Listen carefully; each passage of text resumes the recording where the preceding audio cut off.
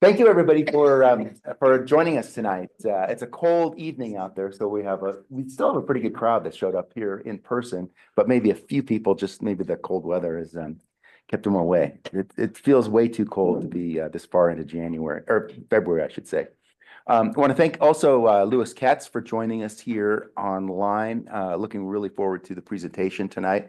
I was just going through some of the information. Okay, back to it. So thank you for joining us tonight. Really looking forward to seeing your program. And I'm just going to go through a few of the other upcoming things that we've got here in the next few months. March 5th is exhibition night. Many of us have participated in these before, but I know we've got a few new people here tonight. The exhibition nights are a great opportunity to submit in the same way that we submit images for image competitions. Submit up to 4 photos. It doesn't have to be color, but you can put color and or black and white. Doesn't matter how many of each for the exhibition nights. And then what we do is we'll pull them up, similar like what we do with the competition nights. The images will pop up, and you will have an opportunity to say anything that you want to about it. You don't have to say much, but if you want to, you can talk about what the image is, what caused you, or what brought you to taking that photo, if there's anything special, meaningful about the photo to you, and if there was any special post-processing techniques you used or whatever and so forth, and that just a couple quick comments on that, and then we open it up to the group just to provide it's not scored in the same way that our competitions are, where you get a score, but we just open it up for general discussion, suggestions. Usually there's quite a bit of positive comments and so forth on that are made. And I know I found over the course of the years in that the exhibition nights, the feedback that I get from the other members in the group has been real valuable to me and my photography. March 19th, we have Lightroom masking with Eric Hegerman. April, is that right? I know there were a couple changes here, and I may not have. The one we're doing tonight was the only change we had. Okay, great. And then on March 19th, we have I just said that, Eric Hagerman with Lightroom masking. April 2nd is a competition. So this one, unlike the last one that was open, we have the competition on this one has a theme, and the theme is leading lines. And May 7th, we have another exhibition night, as I just described, same thing there on May 7th. May 21st, a presentation on Galapagos Islands with Roger Frame. June 4th, we have another competition, and that one is open. So no category, no theme, just anything that obviously is appropriate can be submitted. And June 18th, we have a presentation on capturing time, daytime long exposure photography with Jürgen Lobert. And on my list here, I don't go into July, but I know July we have our special special project, and that one we're going to allow up to, I think it's 8 images. There'll be more information that will be coming out. We'll have it on the website. I encourage everybody also to go and check the website for these upcoming events. But the instructions will be out on the website, and it'll be a project. You can start thinking about it now, but you won't be able to start taking those images. It goes within a time frame of how many days was it? Was it 50 days? So 50 days, and in that 50-day cycle, you can take photos, but try and pick a specific topic, subject, something that has a common theme to it. And we did something similar to that last year, and it was a lot of fun to see the variety of things that came in from the members. So when we say 50 days, do you remember what the date is that we can start taking those images?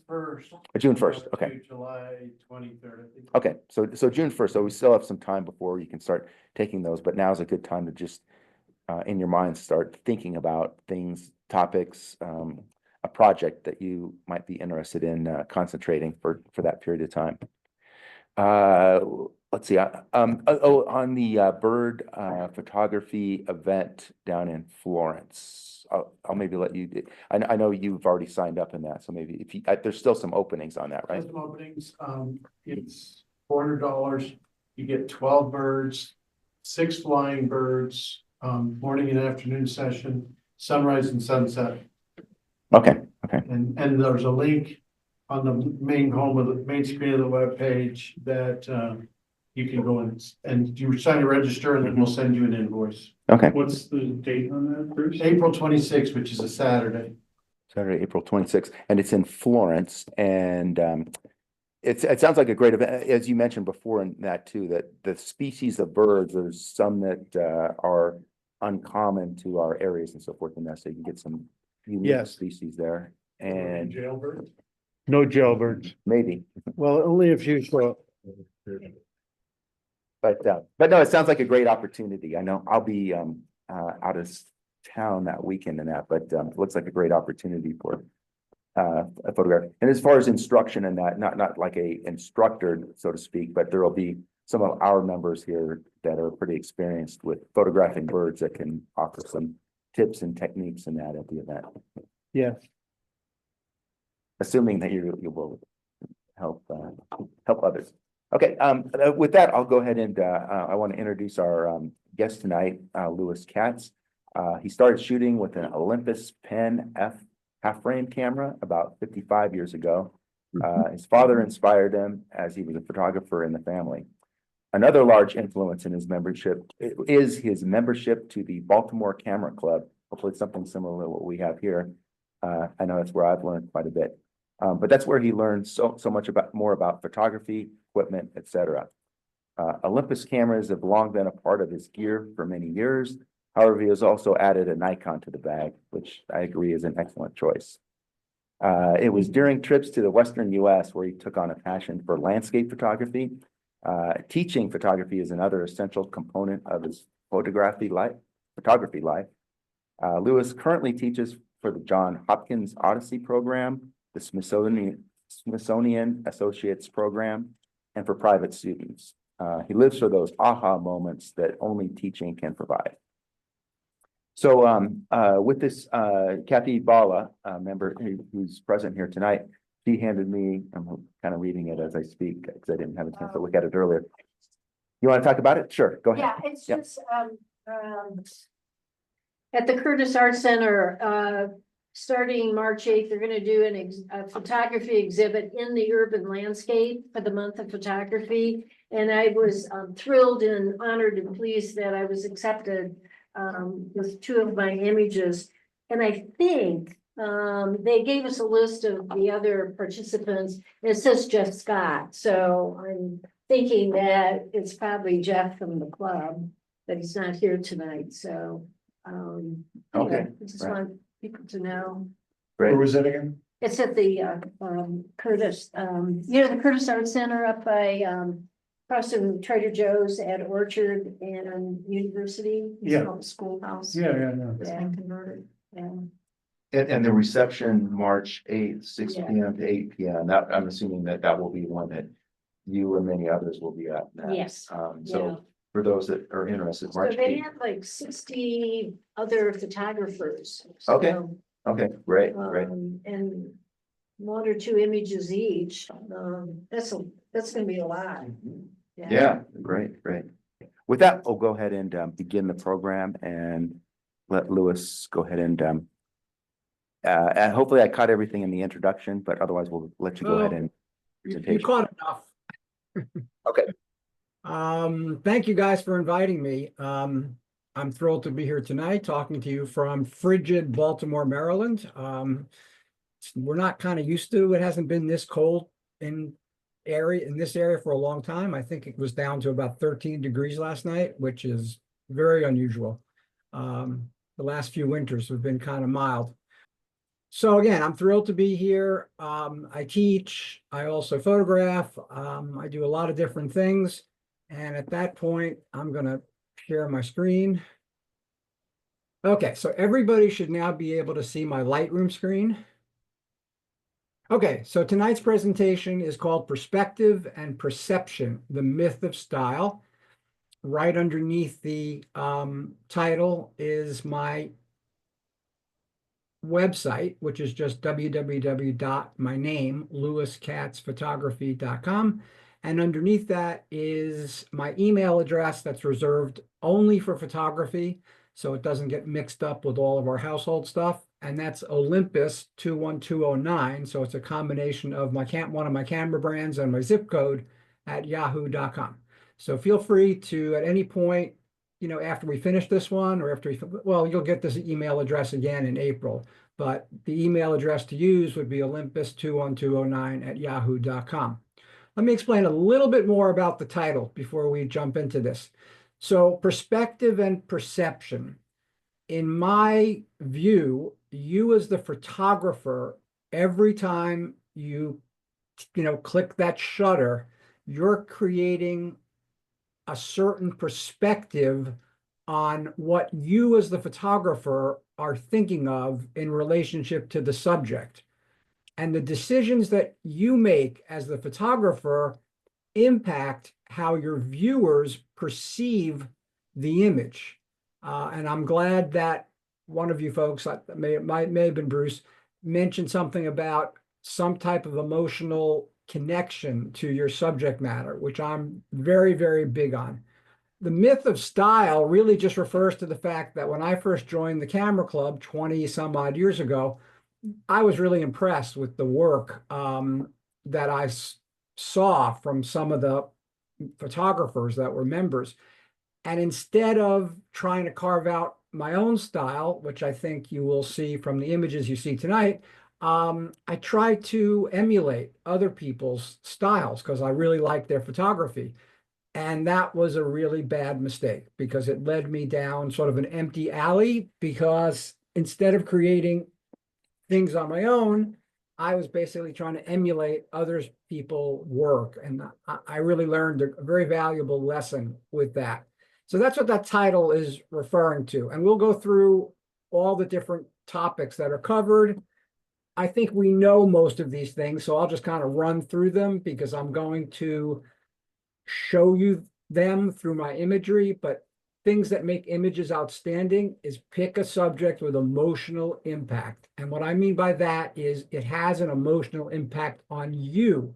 You have some kind of connection to the subject matter that you're shooting. Use dynamic and fluid composition. And again, we're going to go through all these things. Use balance in creating your compositions, use rhythm in creating your compositions, and of course, use the proper lighting. Now, the second list of things really comes more from the psychology folks that are starting to they're starting to study more about how people's brains react when they're looking at art. It doesn't have to be photography. It can just be art in general. We tend to like larger elements before smaller ones. We tend to like light before dark. We like warm colors before cool colors. We like things in focus instead of blurred images. We're really big on contrast. Humans' brains really react to pretty strong contrast. We prefer oblique lines, and by that I mean diagonals and curves before straight ones. Straight lines tend to be what I call framing lines, like you print a print that's 8 by 12, you put it into a mat that makes it 10 by 14. You then put that mat into a frame.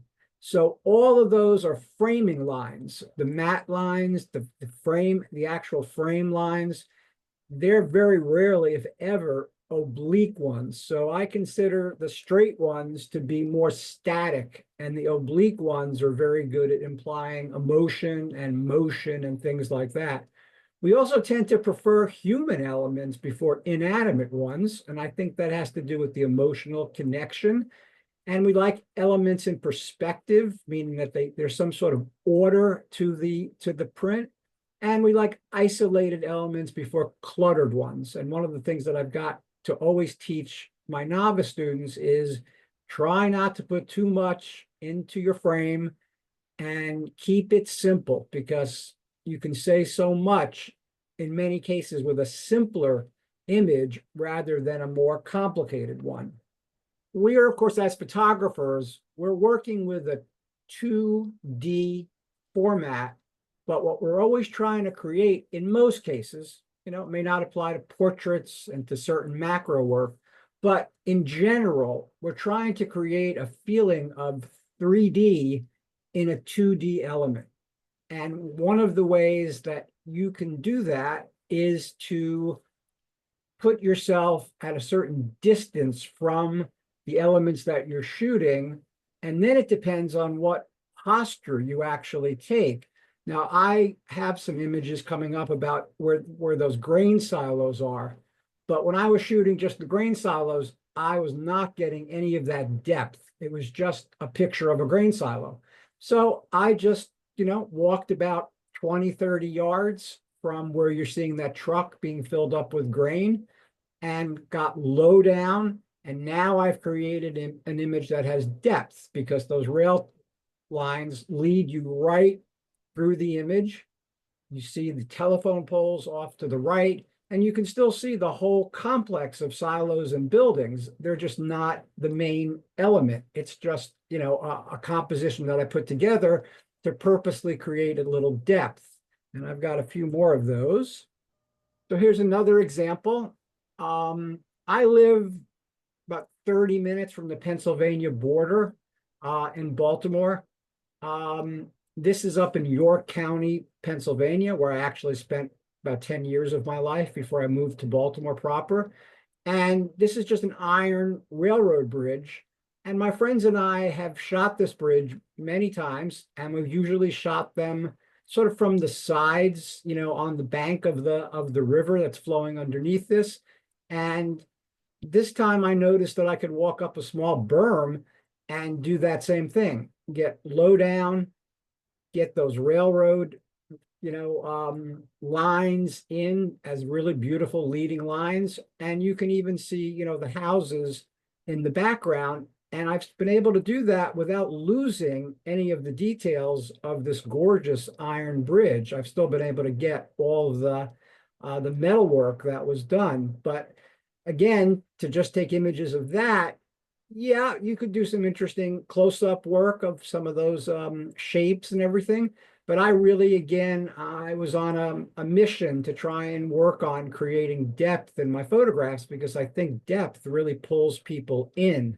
And it sort of makes them kind of follow those rail lines. And of course, they exit the bridge, and then you can see those houses across the street. So I've managed to get, again, in this image, a very nice amount of depth in this image. And it's really relatively simple because it is based on where you are placed versus the subject matter that you're shooting. That really determines your personal perspective on what you're trying to create. And as I said before, it's the viewer of your photograph that is perceiving whatever they are perceiving from what you've created. We have freight trains that come through Baltimore, South Baltimore. They usually come through between 2 in the morning and 5 in the morning when it's summer or spring, summer, early fall. And we have our windows wide open. Although I'm a good distance from where this has been taken, I can hear the whistle blows from downtown all the way South Baltimore. And again, in this image, I'm trying to create that same, it's really not an illusion, but it kind of is, in that by getting low down and catching the curves, which I really wanted to put in the foreground, and then the rail lines, they just lead you straight out of the photograph. So I've been able, again, to create a nice amount of depth. And I wanted to get those really gorgeous lights that are over the tracks. And I also wanted to capture some of the railroad buildings were on the right-hand side. So again, by just putting yourself in the right place, as far as I'm concerned as the photographer, I'm at least coming up with work that I enjoy and that I hope is enjoyable to other people. And I find depth to be something that people are generally in favor of instead of just flat elements, as I said before. However, there are many exceptions to this.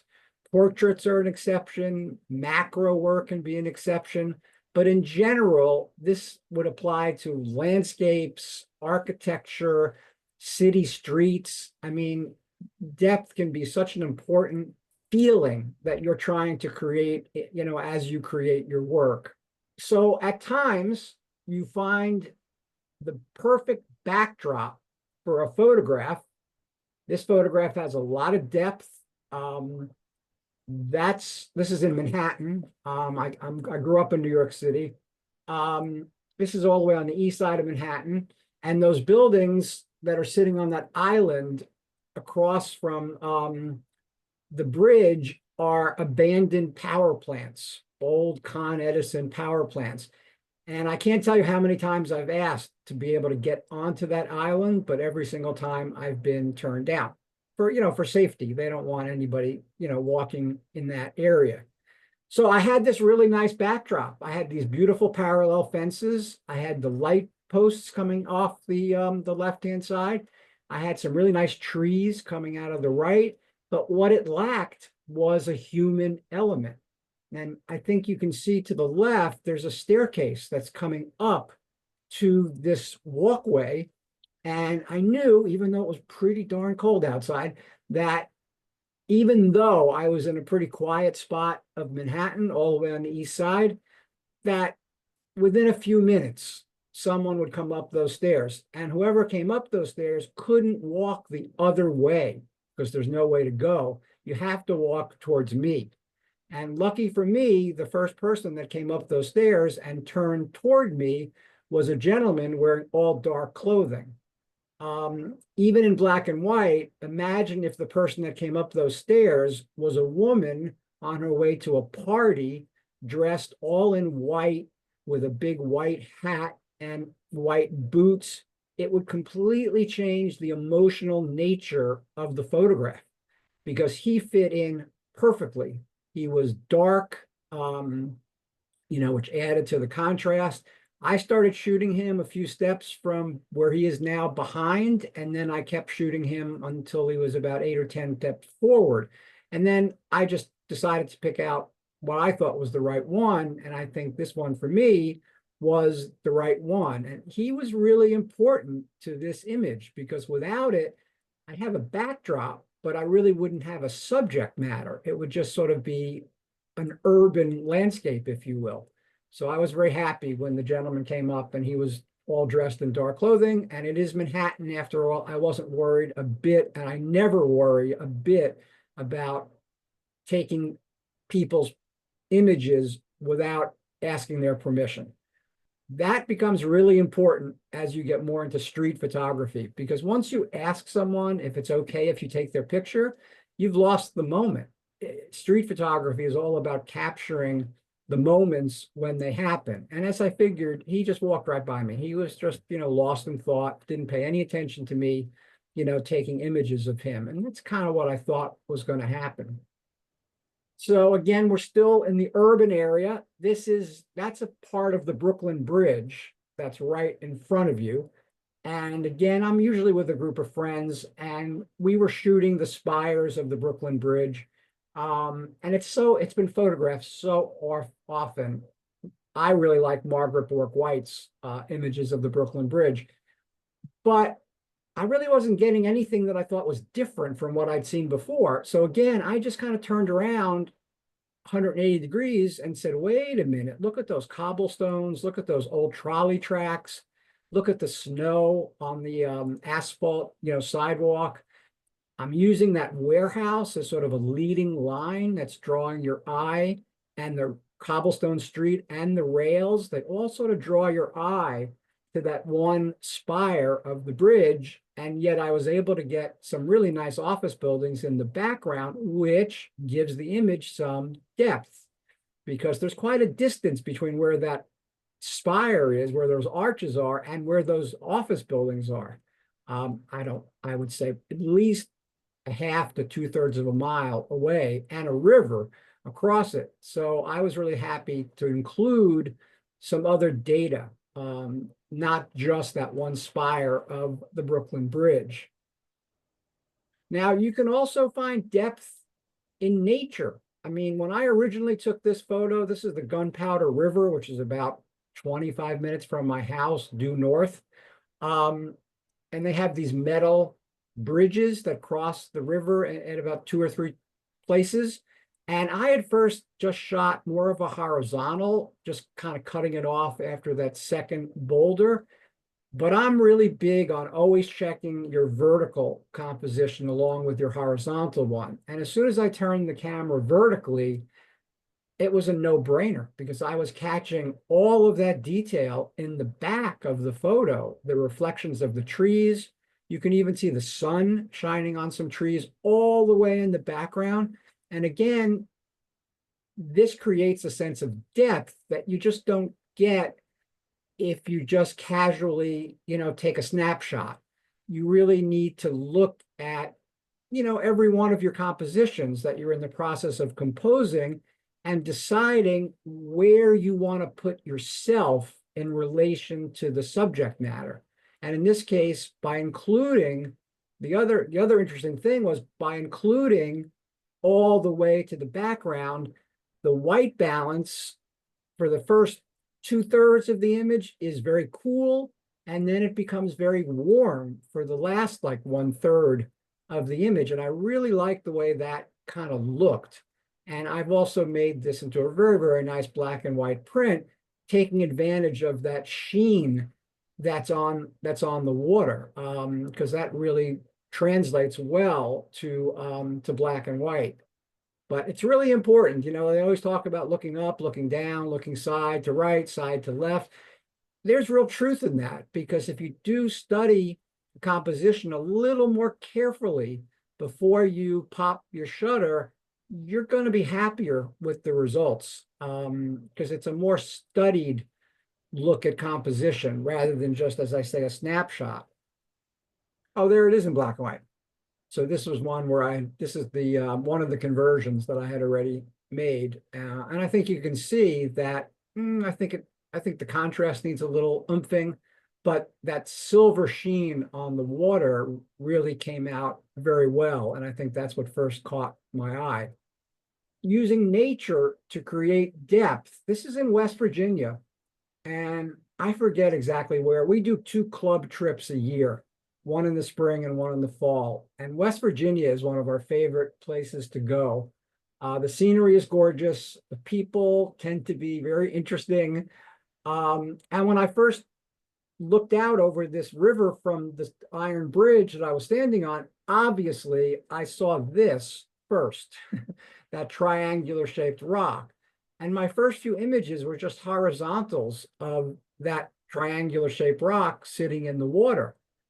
Soon as I turned my camera vertically, it was like, Lewis, look what you're missing if you just do that. So again, a vertical composition with that rock in the foreground, but now I've picked up all these beautiful details. Those rocks on that's not quite at the bank, but it's very close to the right bank of the river. And again, your eyes are led all the way through the photo until the river sort of takes a turn to the right, and then it goes in between really kind of large, either very, very big hills or very small mountains.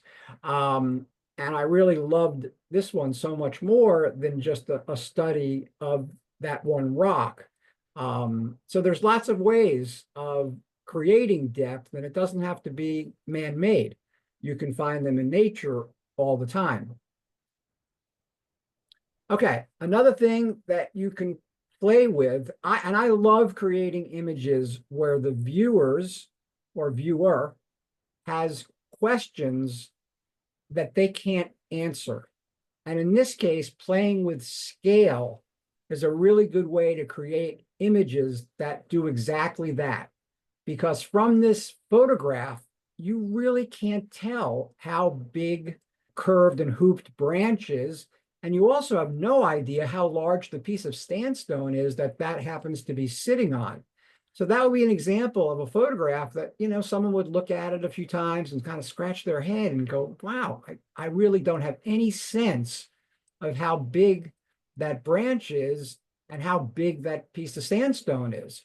So by doing that, I'm creating images occasionally that really leave people a little puzzled as to certain aspects of the image. And I like doing that because it gets people to think and it gets people to react to the way that I've decided to compose and take the photograph. So this is actually taken on a workshop. So this is A lot of these are fairly old. I think they're all digital, but I could have some slides mixed in here that I scanned because I was a really big slide shooter before I went to digital. I very rarely shot film for print's sake, but I would shoot slides because my dad he shot slides. And, you know, twice a year we were sat down, my brother and I and my mom, we were sat down and the Kodak carousel would come out and the screen would come out and my father would show slides of all of us together on vacation. He took slides of just my mother and him on vacation because my brother and I went every summer for 6 weeks to a summer camp in upstate New York. And my mom was a teacher, so she had the summer off, and my dad's occupation allowed him to take that time. So I started really with slides, first of all, but this is the same kind of thing. I'm walking down the beach and I'm putting that old tenet into play, look up, look down, and I just came across this weed. I didn't place any of the sand on the weed. And again, I think it's kind of difficult to tell from just looking at this, what's the size of the weed? How big is this beach that I'm walking on? And I think what I also loved about this was the granulation and color shifts in the sand. It's not just pure white sand.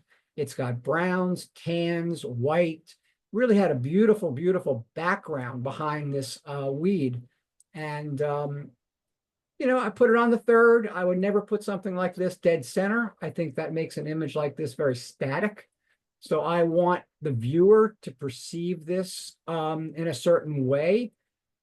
And the only way I can do that is to make a choice or choices of how I want to frame the shot. Yes, I do crop, obviously, but I do try and get as much as I can right in the field. And in this case, obviously putting it dead center would have not accomplished anything. So I really did purposely put it on, not quite exactly on the left-hand third, but pretty close. So here's those silos where those silos were that I walked 20 or 30 yards away from. And these are very common on the eastern shore of Maryland, where we have a lot of farming. I've seen many images of silos. I've taken images of silos, and I thought, okay, how am I going to do something completely different from what I've seen? And I decided to lay down flat on the ground, put a wide angle lens on, and just shoot straight up and see what kind of effect that gave me.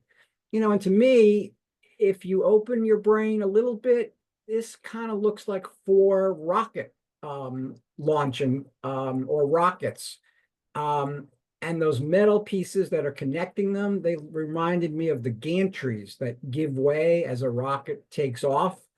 And so, I was able to put a different spin on something that we see as Marylanders all the time. Because again, due to the farming that takes place on the eastern shore, there's a lot of silos, and most of them are grain silos.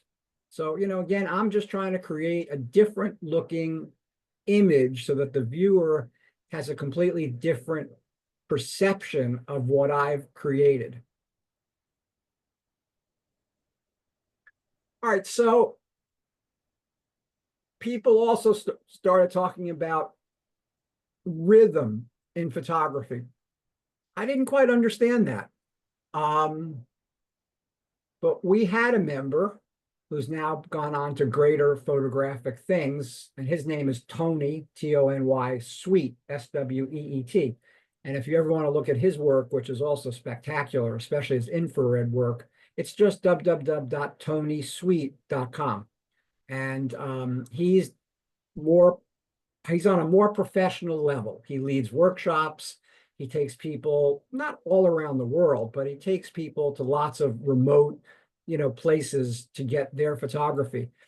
And when I asked him, because there was a tavern that we used to go to, this was all pre-COVID, of course, that we used to go to that wasn't very far from where our club met. And we used to get there about 9:15, 9:30, and we would stay there till about 11 o'clock at night. And one of those times I ended up sitting next to Tony Sweet.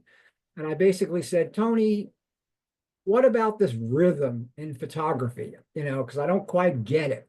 And he said, Lewis, you're going to look at some images through your viewfinder once in a while that are going to not imitate, but actually show you through the way that the way you compose the photo and the way that the elements are working together, you're going to see images that actually have rhythm. And this is a good example of it. I had this is all an apple orchard that has been totally ripped up and turned into farmland. So this orchard doesn't exist anymore. It hasn't existed for probably 8 to 10 years. So that's another very strong motivation. Get the shots when you're there, because you never know. And I have another example coming up toward the end. You never know how long that scene is going to survive, because any number of things can happen. But this was one of the first images where I kind of saw what Tony was talking about, and I was able to walk up. There's a little hill from coming up, and I was able to get on top of this little berm and sort of shoot down. And that enabled me to get the 2, 4, 6, 8, so the background, which is all just the trees. And that was one of the first images that I looked at where I saw, when I said, I think I'm getting it. There are certain things that sort of flow, and that gives them motion. And so you just need to think of that when you encounter a subject matter that lends itself to the feeling of motion. Before COVID, we used to have a women's roller hockey league in Baltimore. We had 2 teams. This was all women, 2 all-women teams that used to play in their home rink, which is this rink, or they used to travel to other cities, not too far away, like Pittsburgh, something that was within like a 3 to 4 hour drive. And they used to compete in women's roller derby tournaments. So we decided one Saturday night, because that's when they used to have these, to go to this rink where they had these tournaments. And I never really tried capturing motion. I'm not a sports photographer. In fact, I've tried my luck at that and really haven't been very good. And this is another example where I purposely didn't want to show you anything waist and above. There was no reason to show you, the funny saying that might have been on their t-shirt or whatever. I wanted to show you motion. And except for that skate that's dead center and the referee who's standing behind the action, everything else is in motion. All the other skates are in motion. The only things that are stock still are that one skate right in the center and the referee's skates in the background. I wish I could tell you that that's exactly what I wanted to do and I got it. No, not true. I really shot, I don't remember how many images, but this was a very, very difficult arena to shoot in because they had so many different colored fluorescent lights. Whenever one would go out, they would just pop a new one in, and they paid no attention to whatever color it was. So they were yellowish, they were white. Some of them had a colored tone to them. So that immediately lent itself to black and white because the white balance was really just whacked. It was just bad. And by converting it to black and white, I think, first of all, it's a much stronger, more graphic image. And I think it really emphasizes that difference between motion and being stock still. It wasn't planned that way, but this was one of the few that I got from going to a roller derby match that I liked, because a lot of the others were totally, I wanted to show motion, and a lot of the other ones, all you see is motion, and there's nothing solid in focus at all. And I was trying to get something that combined both of them. And I just really got lucky, with this one, especially with that one skate right in the middle, because that just really came out in the right spot. So this has a real feeling of motion too, but you have to kind of change the way you're looking at it. This is an enormous banyan tree sitting in a botanical garden outside of Sarasota, Florida. And this tree was enormous. I don't know how tall banyan trees are, but this particular one was very, very tall. And there was no way that I was going to get this whole tree into a frame and create an effective image. And so when that happens, that's when I start looking smaller. So what can I get, from this tree that will imply that? And what I really loved was how those huge roots became those little straggly ones at the bottom. And I think there's real motion implied by even the way the large roots are sort of lined up. And then they sort of end in these smaller root branches in the foreground. And then I think I applied some filter maybe to this. I silverized it a little bit. I think I might have used topaz because I doubt I did that in Lightroom. But it still has, in my mind, a nice bit of motion, but not the same kind of motion as watching the roller derby women. All right, so I'm from New York City. I grew up in Queens. I went to high school in Manhattan. No, this is not from that era. This was from a trip.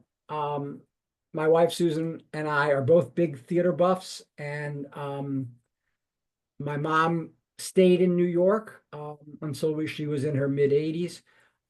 So we were constantly riding the subway to get everywhere.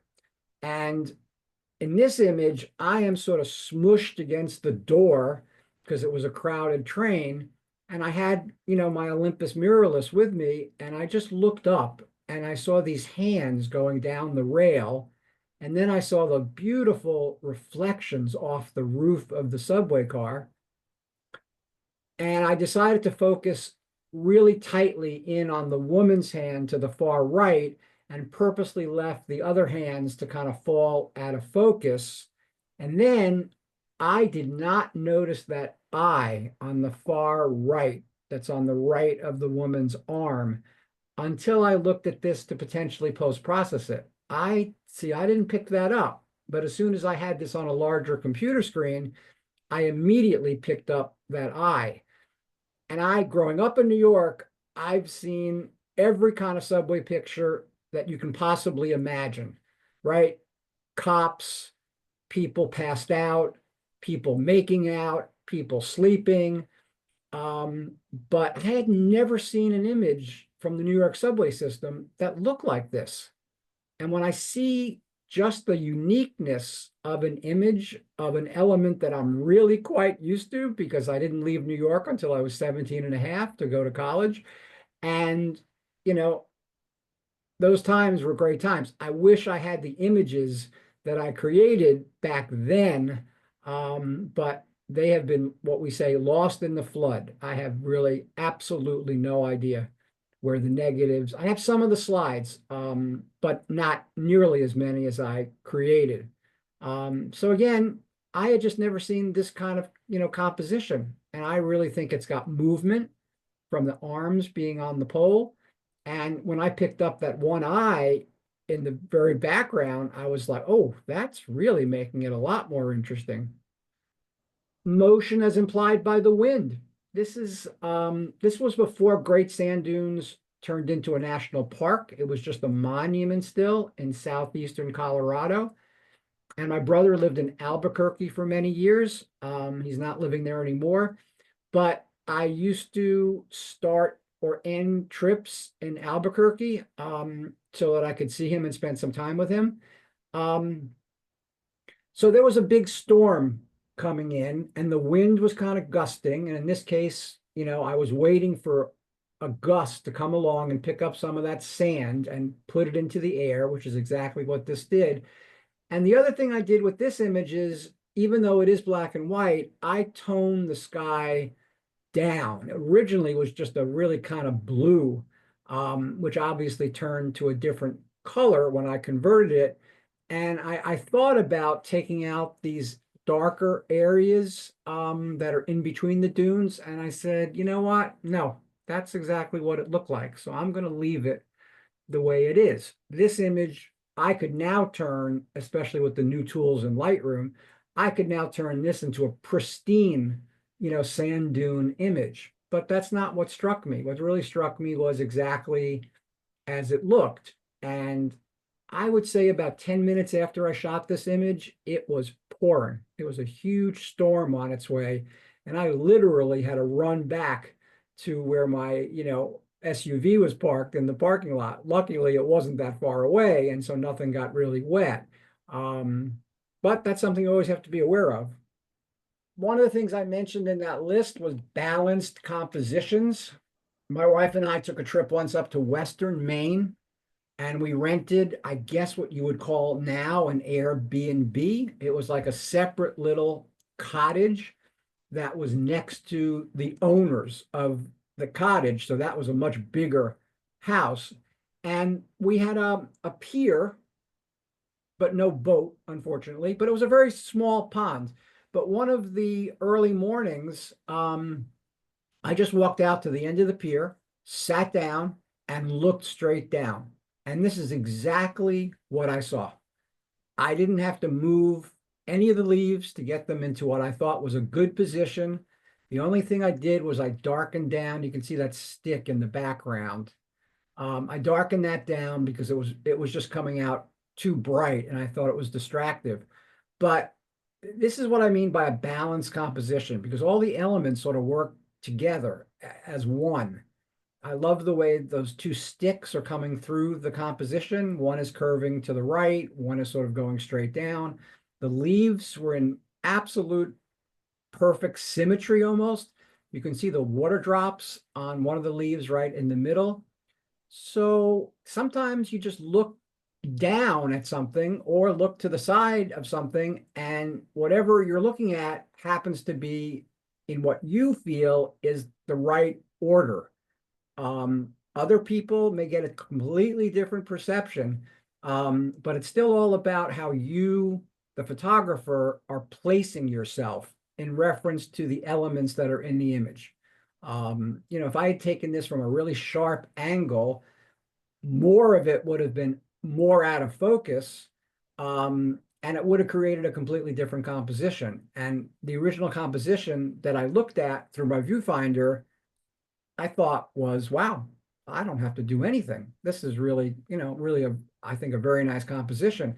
And the only thing I did in post-processing was I darkened down that stick in the background because it was very kind of like the sticks running through the middle of the image. And that just was very distracting. So I did darken that one stick down a bit. Okay, so when I first moved to the Baltimore area, I lived about 40 minutes from Baltimore, due north in an area called Southern York County, Pennsylvania. As the crow flies, it's kind of like maybe a 35, 40-minute drive to get from where this is actually right into where my house is. The beauty of me living in this area, and this is the area where I raised my child, who's now, I don't want to say how old, but whenever we used to get a bit of snow, not like a snowstorm, but 3 to 5 inches, somewhere in there, my first impulse was to drive back up to the area that I used to live because it was filled with these kinds of scenes, not urban scenes, but much more rural scenes. But with this image, I needed something to fill in the left side of the composition, because when I first took the image, I kind of cut it, cropped it to where you see most of the horses. But then I said, no, I'm missing something that needs to balance out this composition. And to the left of me were horses, and they were, putting their nuzzles in the snow and trying to find some grass. And I said the same thing as when I was sitting on that bridge. I said, it's only going to take a minute or two for one of those horses to come over and look for some greener grass. And that's exactly what happened. I think I waited maybe 3 or 4 minutes total. And that one horse on the left is so important to the overall composition because he really adds a focal point to the left-hand side of the image, because when I did it without that horse, it really just tended to bunch up the composition, and I did not like the way that looked. And so, again, it's patience sometimes. You find the perfect everything except for one or two things which you want to add to the image that will make the image better and stronger. And that horse on the left, I think, really creates that. And then I did some work on the sky. You can see I darkened down the top portion of the sky just to make it a little more atmospheric. I wasn't in love at first with those trees in the background, but I grew to appreciate them because that truly was, the scene that I was viewing at. This was taken on one of our trips to West Virginia again.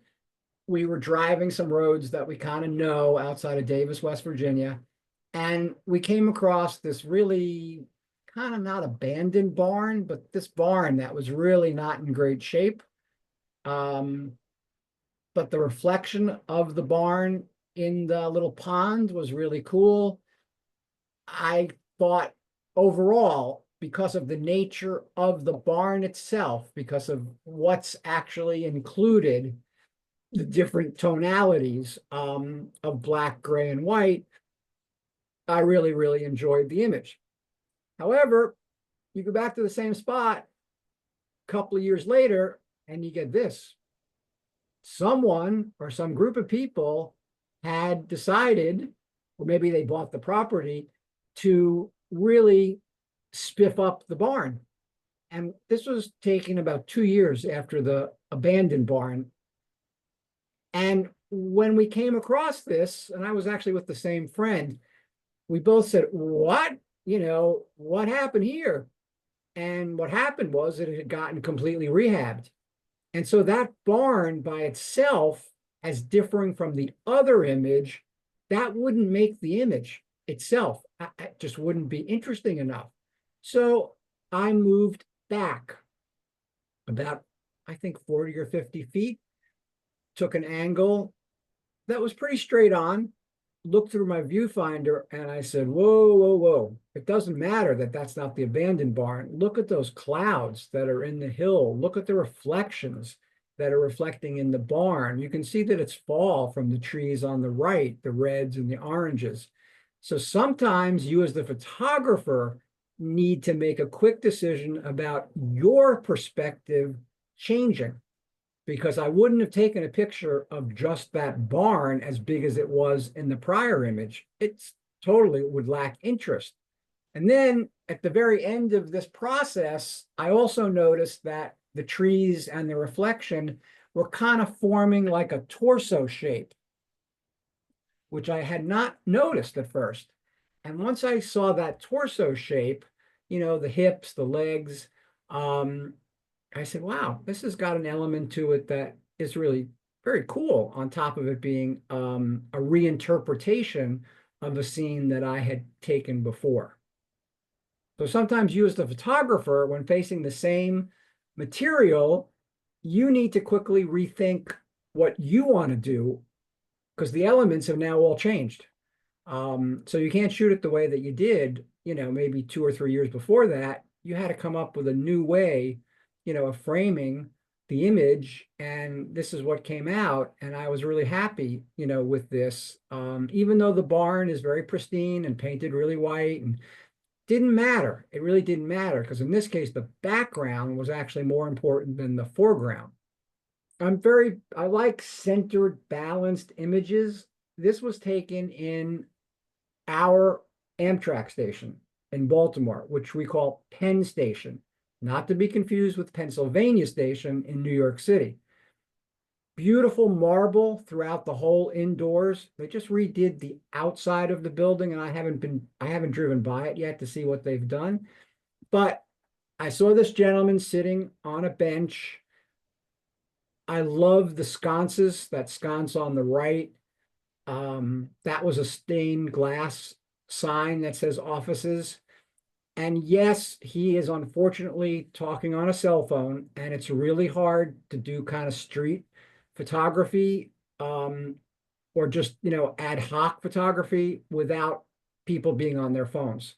And you know, it just took a little while to get used to that. But at first it was really annoying because, you know, you wanted to see a person reading a newspaper or talking to someone else. But unfortunately, when they're alone, usually they're looking at their cell phones. I also love that shaft of light that's coming from that window, throwing a really nice shaft of light over the mat and then right into the hallway, which I think gives it a really cool kind of look. So when I say centered and balanced composition, this is kind of what I'm referring to. Anyone want to take a guess at where I was able to grab this image? Not being too far from the Pennsylvania line. Ginsburg. Yep, Gettysburg National Park. This was a place that I'd been to many times that I never, ever, in my opinion, took a successful photo of. One of the reasons is a good reason. This whole battlefield, and this is just a small portion of it, is, shall I say, littered with monuments. It's for a good reason because they're educational and they tell you kind of what happened, you know, at that area. But when I took pictures with the monuments in like the forefront, that wasn't really doing it for me. So one day I was with 2 or 3 of my friends. These are all my camera club buddies that we go out, or we certainly used to go out more often pre-COVID.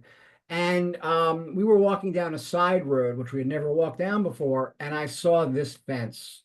And I immediately said, Lewis, you got to do something with this fence. And so I made this post right here, sort of the right-hand anchor. And what I want the eye to do is to follow this fence and then to move up to this darker tree, then go up from there to the skyline, so to speak.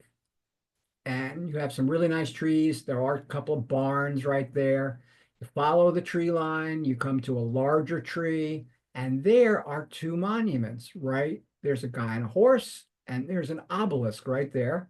So to me, that added to the image. There was no distracting quality. And then your eye travels down to this tree over here, and then down to this other dark row of trees, and it ends right there.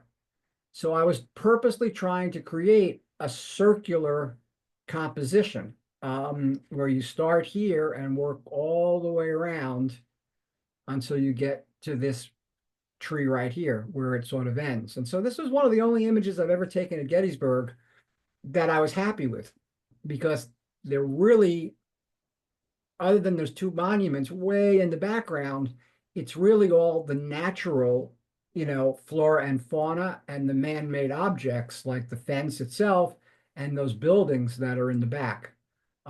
So some places that you'd think it would be easy to take some really dramatic, you know, pictures of, not so, because it all depends how that area is, how the elements are spread out in whatever element you've decided to shoot in.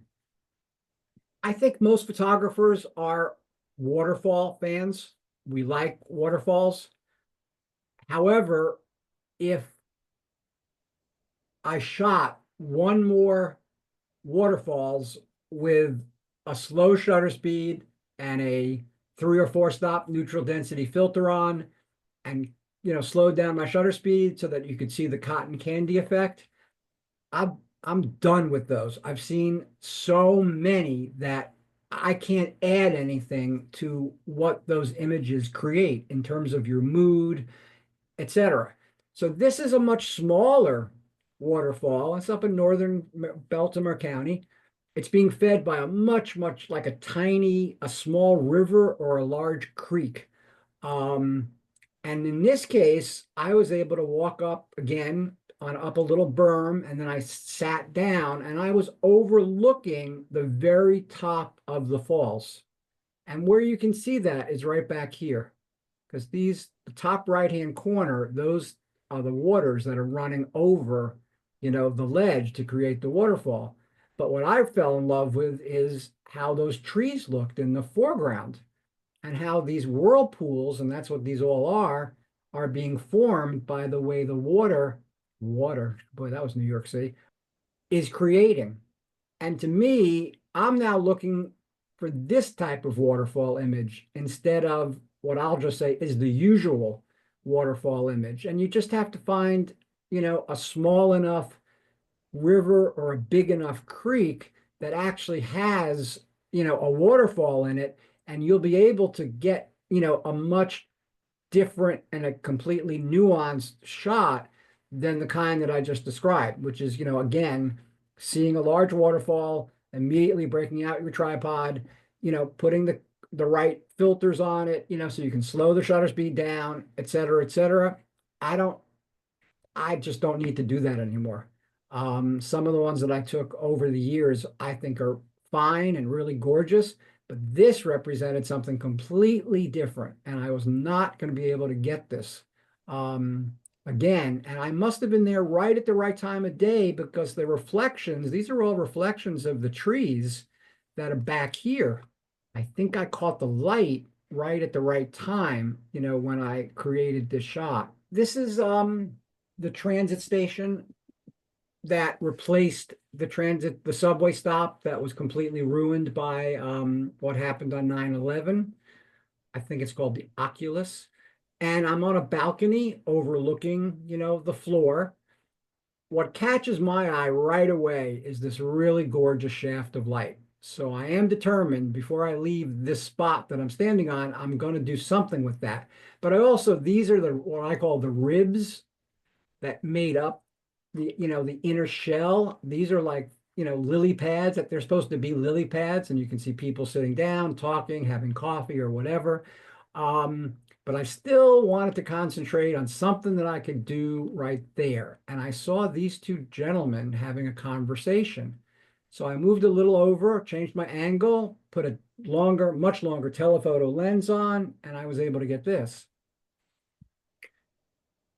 This is the same image, but just taken from a completely different vantage point, and it creates a completely different perspective, and therefore it changes the perception of someone that's viewing this shot.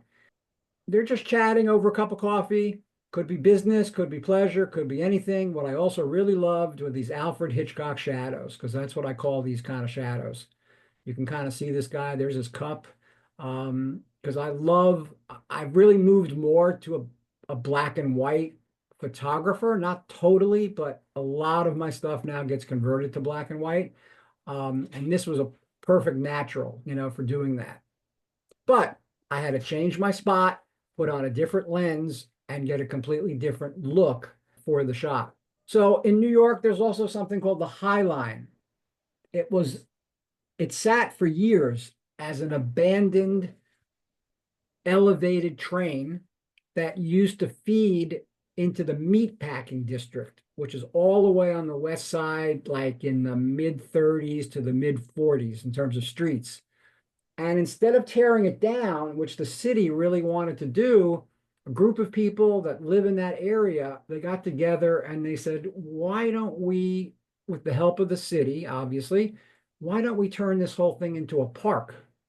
And so you can walk for about 2.5 miles, and you're about 4 stories off the ground. And so that gives you a completely different perspective right away, because you're not at street level. So this is just the reflection of a building in the building that I'm looking at. And you can see here's all the balconies running right down the left-hand side. And there was nothing more to this, except I really like the abstract nature of this reflection. And then as you continue to walk the High Line, and I suggest you do that if you ever make it, back to New York City, since you're so far off the ground, you get so many more interesting perspectives. Yeah, like this one. I mean, I couldn't have gotten this image without being quite above the ground, because I'm shooting down and across this area that separates these two buildings. And if you start looking for lines, they're just all over the place. What first caught my eye were these lines in the middle. I liked all the lines in this image. I liked the vent lines on the right. I liked this part of a fence in the background. and you can even see all the way out to the other side of the street. So this is an urban image that has quite a lot of depth that I would have been unable to capture without being 3 to 4 stories above the ground, because, you know, it's not easy to get images in a place like New York City where you're in that kind of perfect, you know, position. And so this is looking down from the balcony of another building. I don't know if it's near the High Line, it probably is. But I'm on a balcony looking down, and what first catches my eye are all these lines, these beautiful curved lines. They're on through here, they're on top of this one over here, they're even on the top of the one on the right. And as I looked down, I saw people entering this area through this rotating door. This person has already come through, this person has just started, and this person is probably going to follow her. What was also very important was I didn't put this image straight across, because that would have made something active very static. If I just threw this beam over here straight across, a straight horizontal, it wouldn't have worked. It just wouldn't have given you the sense of motion that this image gives you between the people actually moving and the motion that all these lines imply. And so that's how, you know, this image came about. I found this spot, which I loved, but I also said, Lewis, if you shoot it straight across, you're kind of taking the effect out of all these beautiful curved lines that are above it. And so it became on an angle. So that I changed my perspective, which hopefully would change the perception of the person actually looking at the image. Outside of a mall, same area, Lower Manhattan. They actually hired an architect. I think he was an architect to put up some type of structure outside of the mall that it was outside of. And I think this is the one they called the Vessel. All it is like 8 flights of stairs. You see all the flights of stairs. You know, and I had some people in there, so that gave it some interest. But as an image, personally, I find this completely lacking any drama, lacking anything. It had scale because of the size of the people versus how big this thing is, but I was not happy with this being, you know, an image. And so I noticed that the mall right behind me was all glass. All the walls were glass. And I said, oh, that gives me an idea. So I walked into the bottom floor of the mall and was able to get a much more interesting view, which is this. So I'm leaning flat up against the wall behind her. She's walking through the reflection that piece of architecture, if you could call it that, is reflecting onto the floor. And I was taking pictures of many people that were walking through these reflections, but she was my favorite because she stopped and took a really, you know, a 5, 6, 7 look at that set of stairways across from her. And I love the position that she's in with her hands down and her feet kind of twisted a little bit. So this really was so much better than just the plain image of what it was, because that was this. And to me, that was, again, lacking in any drama at all. And this one I really liked. She went right into silhouette because I'm shooting into a bright area. So I didn't have to do anything except expose it for the brighter areas, and she turned into a complete silhouette. So, you know, look up, look down, look to the sides. You know, I was like, where can I get a more interesting image of that piece of architecture, which is, you know, using that term loosely. When I say shoot when you see something, because you never know when it's going to be gone. This was in that area of Pennsylvania that I used to live before I moved into Baltimore, Southern York County, PA. And as I said, when we had any kind of weather event in Baltimore, a little snow, a little ice in this case, I would kind of head straight up for where I used to live, that rural area. And I was driving down a road that I knew very well. And I saw these two trees. And as far as I'm concerned, these two trees are dancing with each other. There was no other way for me to interpret what I was looking at. They've got interesting clothing on, they've got interesting jewelry on. This is a one in a lifetime. You know, you never, the way the ice formed, you know, on these branches and on these trees was certainly a once in a lifetime kind of experience. And this image has a little optical illusion in it, which is right here, right in that area, because I couldn't have an area where the two branches weren't touching each other. So by moving more to the right and shooting up at it, I was able to make this look like these branches are connecting, and they're not. And if you viewed this image without those branches connecting, it would completely throw off your perspective on the image. The way it looks now, it looks like they're holding hands or, you know, doing something with their arms where they're kind of, you know, in touch with touching each other. And I say take it when you can grab it, because within about a year, this tree on the right had been blown over. And so after that, I never had another opportunity again to try and get this kind of shot, even without the ice and without, you know, the other stuff that's in there. There was no way physically for me to get it because the tree on the right blew down. So when you see something, if you can, this was in a rural area, so it was very easy to pull over and, you know, take this shot. Whenever you're in an area that's a little tricky, definitely err on the careful side. But if you see something and you are in an area that's not going to put you at risk, stop. Definitely stop and study the composition and decide how you want to do it, and take 5, 6, 7, 8, 10 images of it. Because in this case, you know, I didn't think one of those trees was going to get blown over, but that's what happened. In the fall, I think, I live in a residential area, but it's got some forested areas too. And like a big fog bank rolled in, and it was like 3 in the afternoon. So the light was already getting kind of low, but I sort of grabbed, I forget what camera I grabbed, and I knew where this area was, and I love tree images. And so I went right to that spot, and you could see that the fog was really thick, but as an image, it didn't really move me. I mean, yes, it's a tree row. It's got some nice fog. It doesn't have really anything else, you know, interrupting the image, but I just wasn't all that happy with it. And driving home, I passed another park and I looked out my driver's side window and I saw this. And this was much more what I was looking for. The deep fog is still there.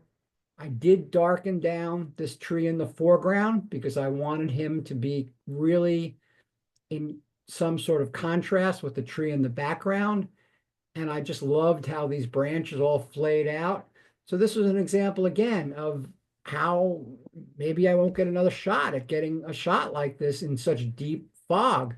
And by the time I had studied this spot and had shot maybe a dozen images, by that time it was getting dark and it was still kind of foggy out. So I said to myself, I got to get home because this is going to be a trick to circumnavigate around this fog. See, this is what I mean by, this is what I call a tree stand. No cars, no people, no houses, just a stand of trees. And this one, I have a preset because I'm a big fan of Japanese and Chinese woodcut art. And this almost looks like it was stamped, you know, in that process where they carve something out of wood, ink it up, and then stamp it onto a piece of art paper of some type. And so that's what, you know, this was actually taken with a long telephoto because where these trees were was all the way on the other side of a field from the road. And I think just by using a fast shutter speed, because I had a lot of light, I was able to get it quite sharp. And then I ran it through that preset and I I like the way it came out looking, because it really does remind me of that kind of woodcut art. You know, here's young trees. These are probably no more than, I'm going to say, a year and a half to 2 years old. I don't even think they're that old. But there's one root system that's connecting all these trees underneath. And right beyond where these trees are, and you can see a little bit of it, there's this little stream that's running right behind these trees. And that's where they're getting their water from. And I just loved the way this group of trees looked, the way that they were intermingling, you know, with each other to form this really interesting stand of trees. And the only other thing I did was I darkened the background so that there was more contrast between the trees themselves and the background. And the background is just more trees, but they're not on the same line of sight, and they're not the same type of tree. So I definitely wanted to darken that background. So this is a tree that I've been shooting for, oh, I would say like over 20 years. What I tell my friends is if that tree had a phone, I would be calling to check up on him every once in a while. It's just a tree that's very close to the Pennsylvania-Maryland line. I got a good stormy day. I like taking trees when they don't have leaves on them, because with leaves, they're hiding the skeleton, so to speak. I left the stems of the corn plants purposely on the tannish side. I could have, you know, made those, more in the black and white vein, but I kind of like the contrast. I made the sky a little stormier, not much. It was a pretty stormy day. But again, I have a folder in Lightroom like devoted to this one tree. I probably have 200 to 300 images that I've taken over the years. And again, it's subject to the same qualms. I could go up there once and it could be gone. It could have blown down, although it's pretty sturdy. Or a developer could have bought the land, knocked the tree down, and was in the process of building townhouses. You never know. And so because this is sort of on my route when I go up to the Pennsylvania area, Southern York County, I make a point of driving by where this tree is. And, you know, if it's shot worthy, meaning if it's a little different than anything I've seen before of this tree, you know, I'll spend 10 or 15 minutes there, composing some shots. That's what I mean by an emotional connection. I have an emotional connection to this tree. I just kind of fell in love with the way it looks, the way that, the branches were splayed. You can even see these very small little branches coming out of the trunk as you go toward the bottom. So at this point, I will just stop my share. There we go. People can unmute their mics. This is the time to ask any questions you might have. Question? Question. Very good, Louis. Thank you. Thank you. I hope I, sort of explained why I called it what I called it, because, you as the photographer are the person creating the image. So you're bringing your own perspective, into the image that you're creating, but it might not have anything to do with the perception that your viewers are having.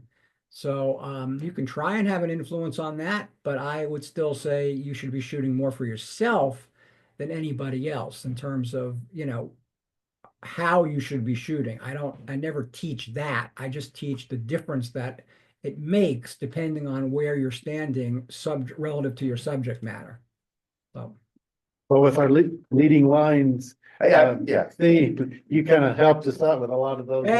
Yeah, I didn't have any questions, but I just jotted down a couple of things. One of those was exactly what Bruce just said, is that right early in your presentation, you had and throughout the presentation, but initially you highlighted the leading lines.